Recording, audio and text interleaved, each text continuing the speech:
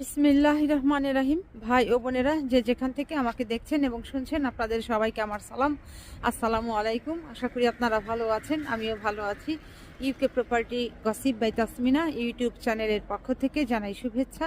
আজ ফেব্রুয়ারি মাসের 1 তারিখ শনিবার 2025। এই মুহূর্তে লন্ডনের তাপমাত্রা আছে 8 ডিগ্রি সেলসিয়াস, তবে এটি অনুভব হচ্ছে মাত্র 6 ডিগ্রি সেলসিয়াসের মতো। তারপরেও বলবো যে আজকের আবহাওয়াটা ভালো, ঠান্ডা মোটামুটি সহনীয় পর্যায়ে আছে। তো আজ আপনাদের সাথে যে বিষয়টি নিয়ে কথা বলতে চাচ্ছি সেটা হলো যে কোনো কিছু ঘটবার আগে একটি পূর্বাভাস পাওয়া যায়। যেমন ঝড় বৃষ্টি হলে আবহাওয়ার পূর্বাভাসে আগেই সেটি বলে দেওয়া হয় যে অমুক দিন ঝড় হবে কিংবা তুষারপাত হবে, বৃষ্টি হবে ইত্যাদি ইত্যাদি।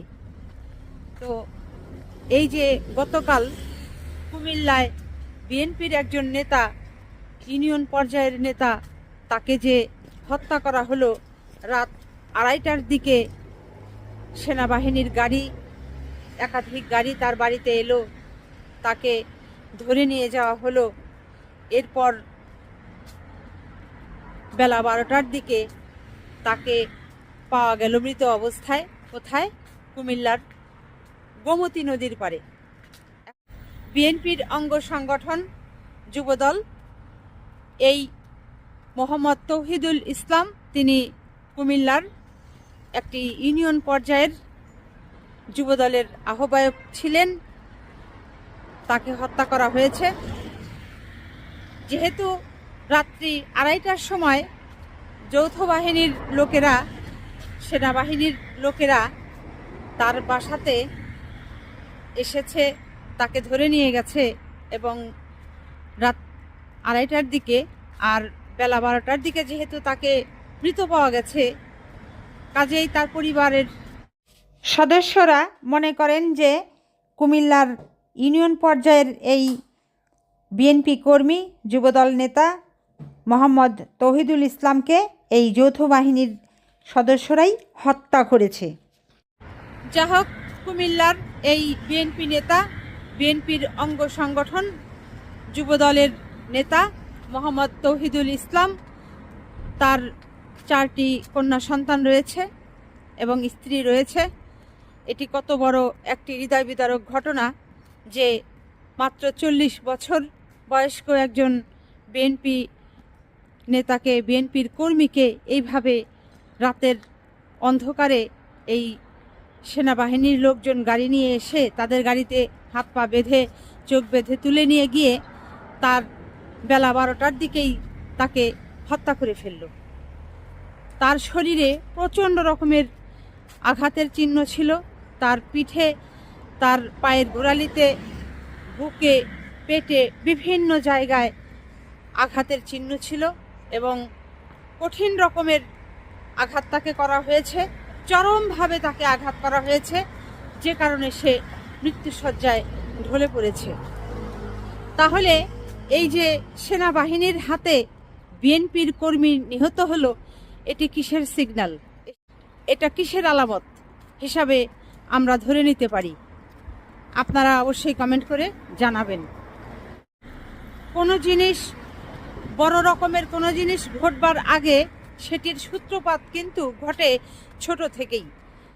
একটি ম্যাচ যখন আপনি জ্বালাবেন, কাঠি আপনি জ্বালাবেন, তখন সেখানে দেখবেন যে আগুনটা কত অল্প থাকে, কিন্তু ওই ছোট অল্প আগুন কিন্তু একটি ঘর পুড়িয়ে দিতে পারে, একটি পাড়া পুড়িয়ে দিতে পারে, একটি গ্রাম পুড়িয়ে দিতে পারে। তো মনে রাখতে হবে যে রাত্রি 2:30টার দিকে এই যে বিএনপি কর্মী তৌহিদুল ইসলাম, তাকে ধরে নিয়ে গিয়ে চরমভাবে আঘাত করতে করতে তাকে হত্যা করা হয়েছে। আজ ইউনিয়ন পর্যায়ের একজন বিএনপি নেতাকে, কর্মীকে এইভাবে হত্যা করা হয়েছে। আগামী দিন কিন্তু বড় নেতার ঘরে গিয়ে এরকম হানা দেবে না এই সেনাবাহিনী, তাদেরকে হত্যা করবে না, এটির কিন্তু কোনো গ্যারান্টি নেই। এবং সেটি করবে, সেটিরই পূর্বাভাস এটি দিয়ে বোঝানো হচ্ছে। কুমিল্লার ইউনিয়ন পর্যায়ের এই যুবদল নেতা বিএনপির কর্মী মোহাম্মদ তৌহিদুল ইসলাম, তার থানাতে তার সম্পর্কে কোনো মামলা নেই, কোনো জিডি নেই, এমনকি তার সম্পর্কে লিখিত সামান্য একটি কোনো আবেদনও নেই যে তার এই খারাপ কাজ সে করেছে, তার বিরুদ্ধে কেউ কোনো লিখিত কোনো কিছু দিয়েছে, সামান্য এতটুকু কাগজে লেখাও নেই।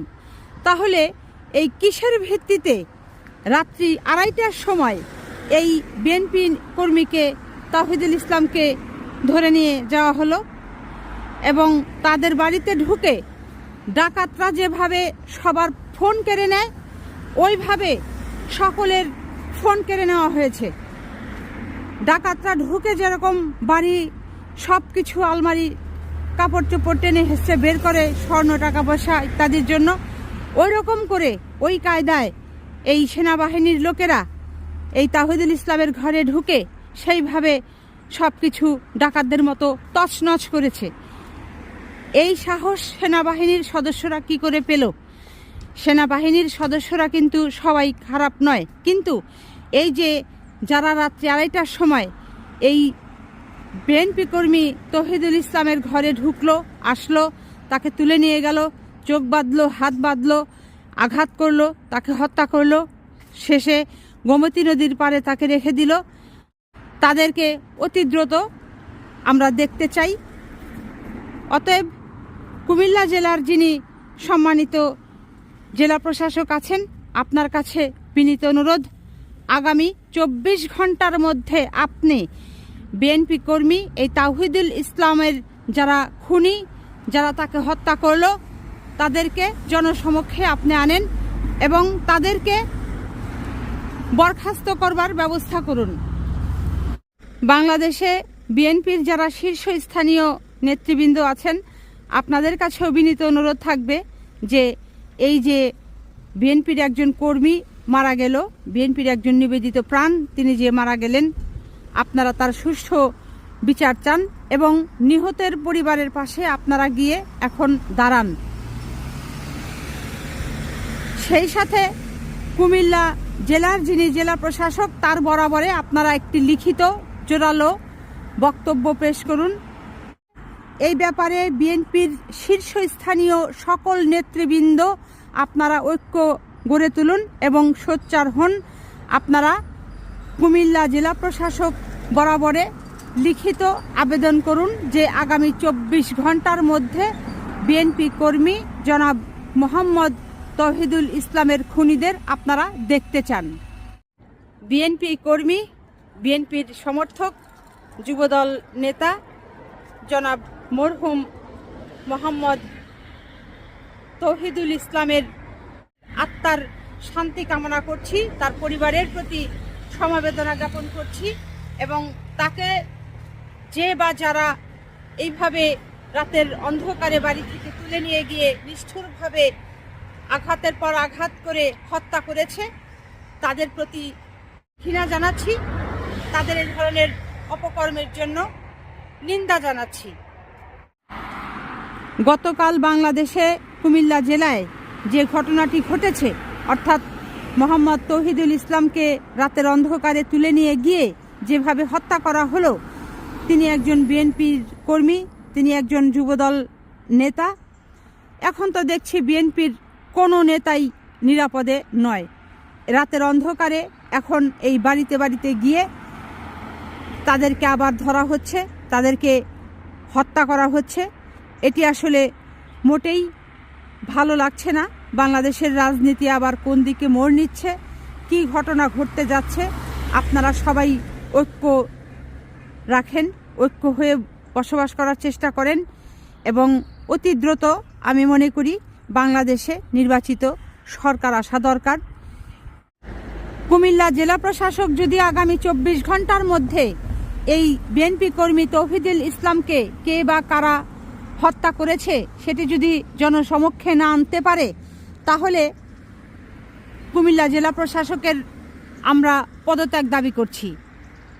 কুমিল্লা জেলার ইউনিয়ন পর্যায়ের একজন বিএনপির কর্মী, বিএনপির যুবদলের তিনি নেতা, তিনি তার কয়েকদিন আগেই মাত্র তার বাবাকে হারিয়েছেন, তার বাবার মৃত্যু হয়েছে। তার বাবার মৃত্যুর কুলখানির অনুষ্ঠানে যোগদান দিতেই তিনি চট্টগ্রামে চাকরি করতেন। তার সেই চাকরিস্থল থেকে তিনি এই কুমিল্লাতে এসেছিলেন, আর এসেই তার প্রাণটি চলে গেল বাংলাদেশের এই যৌথ বাহিনীর হাতে। এখন বোঝা যাচ্ছে যে বাংলাদেশের কোনো জেলাতেই, কোনো থানাতেই, কোনো ইউনিয়নেই আর বিএনপির নেতাকর্মীদের জীবনের কোনো নিরাপত্তা নেই। এখন সমগ্র বাংলাদেশের বিএনপির নেতাকর্মীরা একেবারে বড় থেকে ছোট পর্যন্ত নিরাপত্তাহীনতায় ভুগছে।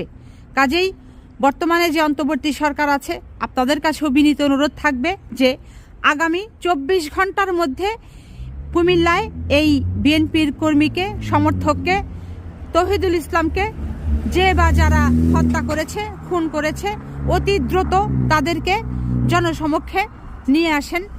তারা কে হত্যা করেছে তাদেরকে দেখান।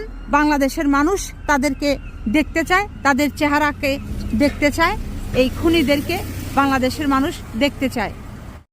তো আজ এখানেই শেষ করব।